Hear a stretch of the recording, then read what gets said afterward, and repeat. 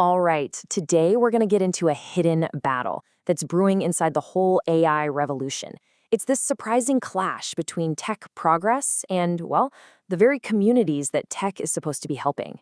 We're calling it the data center dilemma. So, we're all seeing this massive AI boom happening, right? But what's really interesting is that there's this quiet resistance building up. And that brings us to the big question for today. Why on earth are politicians, and we're talking from both sides of the aisle, suddenly trying to pump the brakes on the huge data centers that power all this AI? And to really get a handle on this story, which is becoming a national issue, we've got to start in one specific place, New York State, and a pretty controversial bill that just got proposed there.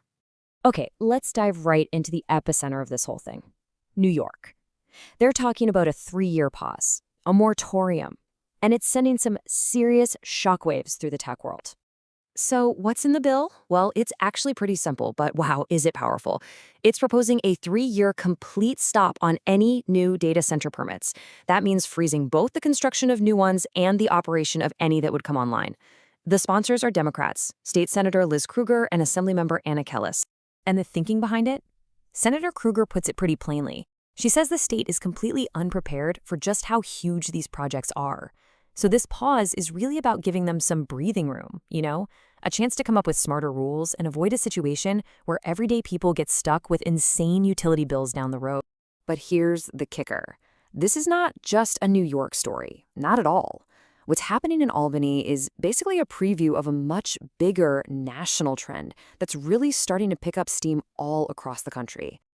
Yeah, it turns out all those concerns being raised in New York are starting to echo in state capitals from coast to coast.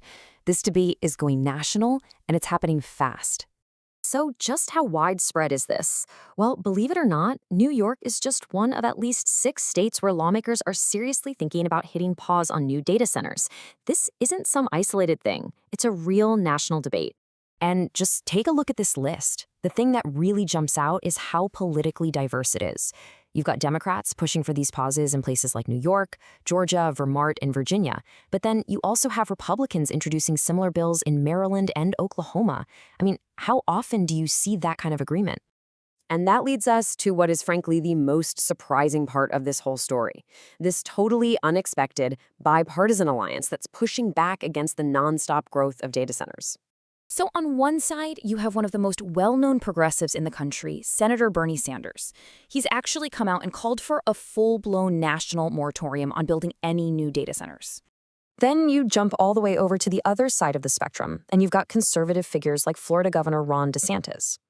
Now, his reasons are different. He's tying data centers to higher energy bills and what he sees as the negative social impacts of AI.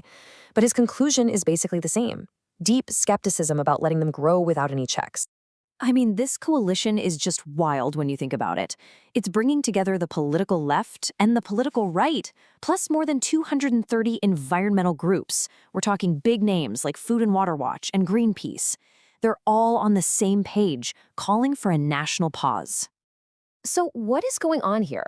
What's actually driving this sudden bipartisan backlash? Let's unpack the real concerns that are fueling this movement and take a look at what people are calling the price of progress. It really boils down to this kind of domino effect. So first you have the AI boom, which needs these gigantic data centers. Second, those centers use an absolutely staggering amount of electricity. That in turn puts a huge strain on local power grids and, of course, the environment. And the final domino, studies are now showing a direct link between all that power consumption and higher electricity bills for the people who actually live there. And all of this leads us straight to the heart of the conflict. It's a true balancing act, this whole AI situation. It's a search for some kind of path forward that allows for new technology without wrecking community well-being. Back in New York, you can really see the two competing ideas for how to handle this. On one side, you have the pause, that 3-year moratorium we've been talking about, which is designed to just buy some time to figure things out. But on the other side, you've got the plan. That's Governor Kathy Hochul's Energize NY Development Initiative. Her approach is to manage the growth by upgrading the power grid and forcing these data centers to, as she puts it, pay their fair share. So, we're left with this huge, fundamental question for the digital age we're living in. As the virtual world of AI keeps making bigger and bigger demands on our physical world, how do we find the right balance?